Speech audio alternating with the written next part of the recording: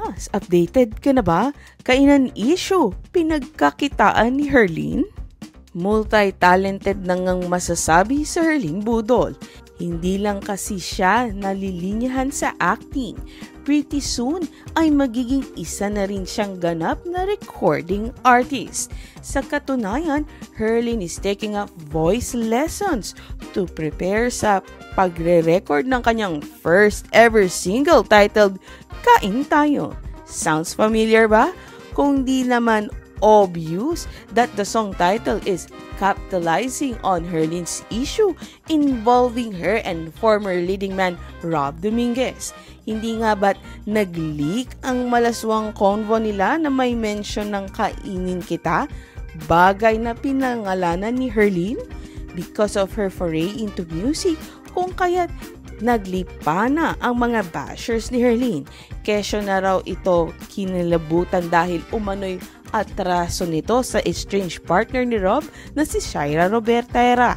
Dapat daw ay itaguyod ni Herlene ang mga karapatan ng kapwa niya babae.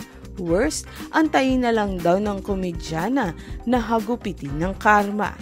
May mga dumepensa naman kay Herlene sa konteksto ng karma. Hindi daw si Herlene ang dapat makarma kung hindi ang taong mismong nag-upload ng naturang convo. And as far as Rob is concerned, ay si Shaira yon na kinuha raw ang kanyang mobile phone na walang pahintulot niya. Sa bandang huli, si Herlene ang winner sa issue. For your information, ay nagkaroon rin ng unofficial single si Herlene noon na Talikogenic Man Ako. Pilipinas, updated ka na ba? Kainan issue, pinagkakitaan ni Herlene? Multi-talented na ngang masasabi sa Herlene Budol. Hindi lang kasi siya nalilinyahan sa acting.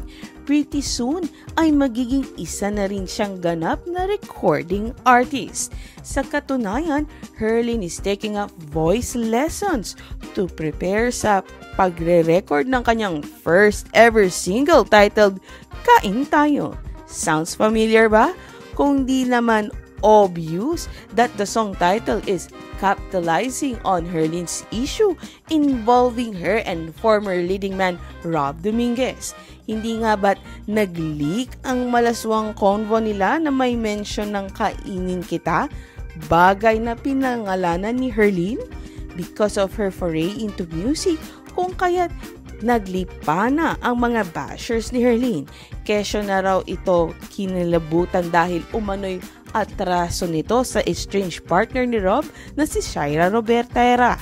Dapat daw ay itaguyod ni Herlene ang mga karapatan ng kapwa niya babae. Worst, antayin na lang daw ng komedyana na hagupitin ng karma. May mga dumepensa naman kay Herlene sa konteksto ng karma. Hindi daw si Herlene ang dapat makarma kung hindi ang taong mismong nag-upload ng naturang convo. And as far as Rob is concerned, ay si Shaira yon na kinuha raw ang kanyang mobile phone na walang pahintulot niya. Sa bandang huli, si Herlene ang winner sa issue. For your information, ay nagkaroon rin ng unofficial single si Herlene noon na Talikogenic Man Ako. Pilipinas, updated ka na ba? Kainan issue, pinagkakitaan ni Herlene? Multi-talented na ngang masasabi sa Herlene Budol. Hindi lang kasi siya nalilinyahan sa acting. Pretty soon ay magiging isa na rin siyang ganap na recording artist. Sa katunayan, Herlene is taking up voice lessons to prepare sa pagre-record ng kanyang first ever single titled Kain Tayo. Sounds familiar ba? Kung di naman obvious that the song title is capitalizing on Herlene's issue involving her and former leading man Rob Dominguez. Hindi nga ba't nag-leak ang malaswang convo nila na may mention ng kainin kita? Bagay na pinangalanan ni Herlene because of her foray into music, kung kaya't naglipa na ang mga bashers ni Herlene. Kesyo na raw ito kinilabutan dahil umano'y atraso nito sa estranged partner ni Rob na si Shaira Robertera. Dapat daw ay itaguyod ni Herlene ang mga karapatan ng kapwa niya babae.